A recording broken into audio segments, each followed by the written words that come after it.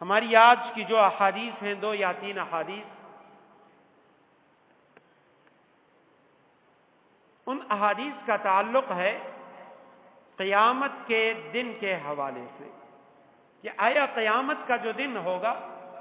اس کی نوعیت کیا ہوگی، لوگ کس حالت میں ہوں گے، انبیاء کرام نیک لوگ وہ کس صورت میں ہوں گے، عام جو مسلمان ہوں گے ان کی حالت کیا ہوگی، گناہگاروں کی، اور جو کافر ہیں ان کی حالت کیا ہوگی۔ پہلی حدیث مبارکہ ہے اور یہ مسلم شریف کی روایت ہے، حضرت مقداد ابن اسود رضی اللہ تعالیٰ عنہ راوی ہیں، فرماتے ہیں سمعت رسول اللہ صلی اللہ علیہ وسلم یقول، میں نے رسول اللہ صلی اللہ علیہ وسلم کو فرماتے ہوئے سنا، آپ علیہ السلام نے فرمایا تدن الشمس یوم القیامت من الخلق حتی تکون منہم کمقدار میل، قیامت کے دن سورج مخلوقات کے اتنے قریب ہو جائے گا، انسانوں کے جنات کے اتنے قریب ہو جائے گا یہاں تک کہ صرف 1 میل کے فاصلے سے رہ جائے گا، اتنا یہ سورج انسانوں کے قریب ہو جائے گا۔ جو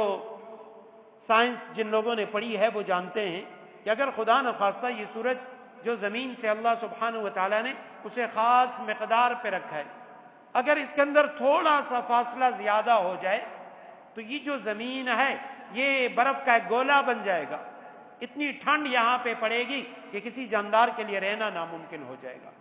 اور خدا نخواستہ اللہ سبحانہ وتعالیٰ نے جس انداز سے زمین اور سورج کو آپس میں فاصلے سے رکھا ہے، اگر اس کا فاصلہ تھوڑا سا کم ہو جائے، سورج قریب ہو جائے تو یہ زمین جو ہے یہ سارا کا سارا یہ آگ کا ایک شعلہ بن جائے گا اس کی تپش کی وجہ سے۔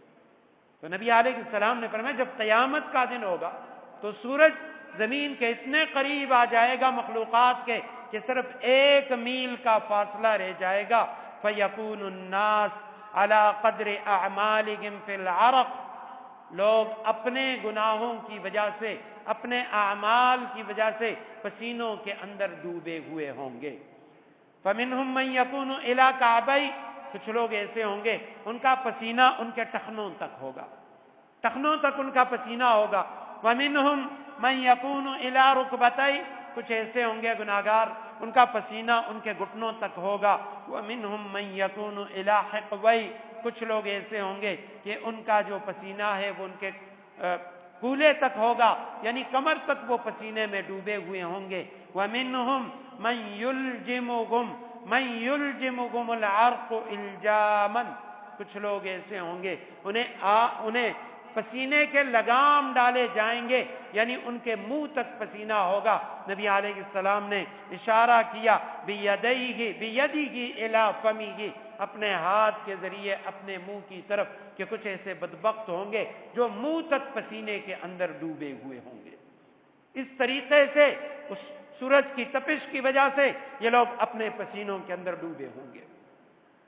اور یہ مختلف لوگوں کا حشر ہوگا اپنے اعمال کی وجہ سے۔ جو نیک لوگ ہوں گے وہ پسینوں میں ڈوبے ہوئے نہیں ہوں گے،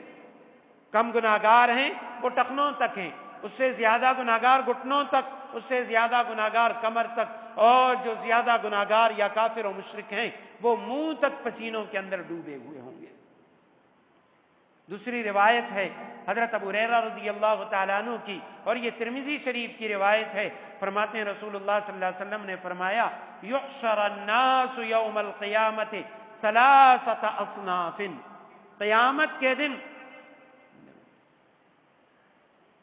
آدمیوں کی 3 قسمیں ہوں گی، 3 گروہوں کے اندر لوگوں کو اٹھایا جائے گا۔ پہلا جو صنف ہوگا صنفاً مشاۃً، پہلا گروہ یہ وہ لوگ ہوں گے جو پیدل چل رہے ہوں گے۔ وَصِنْفًا رُكْبَانًا، دوسرا گروہ وہ ہوگا جو سواریوں پر سوار ہوگا۔ وَصِنْفًا، اور ایک ایسا بدبخت گروہ ہوگا عَلَى وُجُوهِهِمْ، جو اپنے منہ کے بل چل رہے ہوں گے۔ قیل، کہا گیا رسول اللہ صلی اللہ علیہ وسلم سے پوچھا گیا یا رسول اللہ کیف یمشون علی وجوہہم، یہ لوگ اپنے چہروں کے بل کیسے چل رہے ہوں گے، سروں پر کوئی کیسے چل سکتا ہے؟ نبی علیہ السلام نے فرمایا ان الذی امشاہم علی اقدامہم، وہ ذات جس نے انسانوں کو قدموں پہ چلایا، قادر علی ان یمشیکم علی وجوہہم، وہ اس بات پہ قادر ہے کہ کل قیامت کے دن ان کو سروں کے بل اور منہ کے بل چلائے گا۔ اما انہم یتقون بوجوہہم کل حدب وشوک،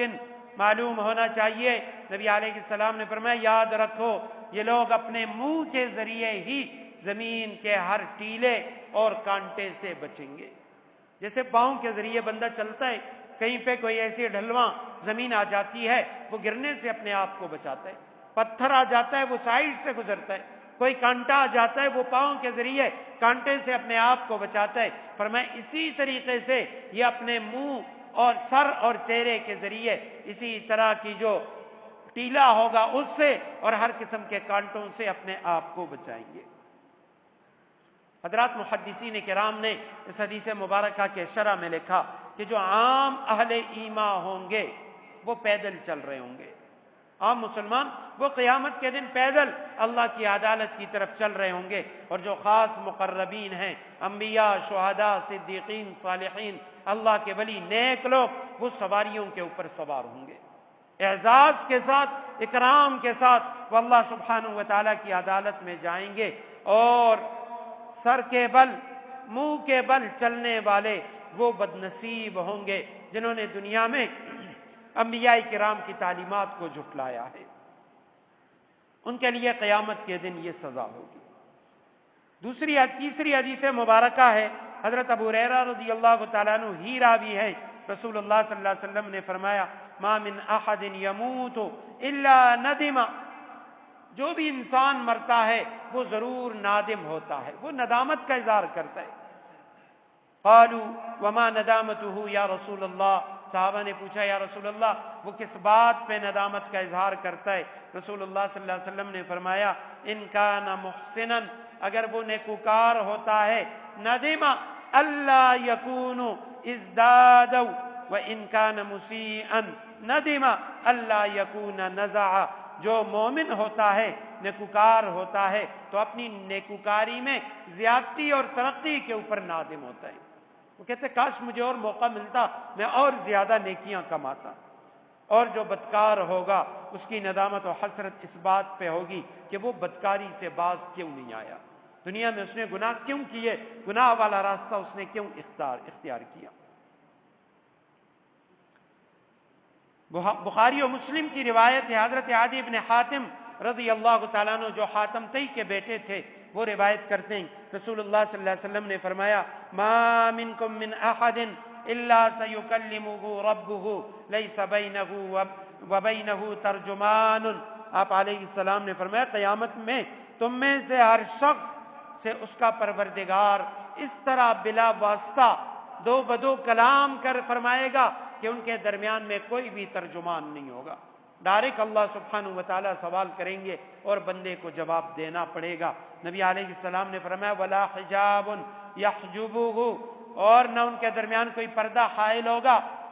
اس وقت بندے کی یہ کیفیت ہوگی کہ وہ حیرت اور بے بسی سے ادھر ادھر دیکھے گا، فینظر ایمن منہ فلا یرا الا ما قدم من عملی وینظر اشأم منہ فلا یرا الا ما قدم،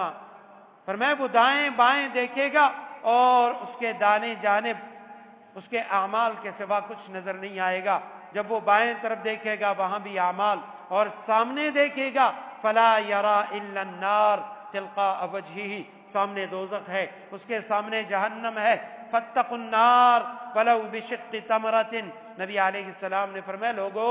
آگ سے بچو اگرچہ خشک کھجور کا ایک خشک ٹکڑا ہی اللہ کے راستے میں دے کر کیوں نہ ہو،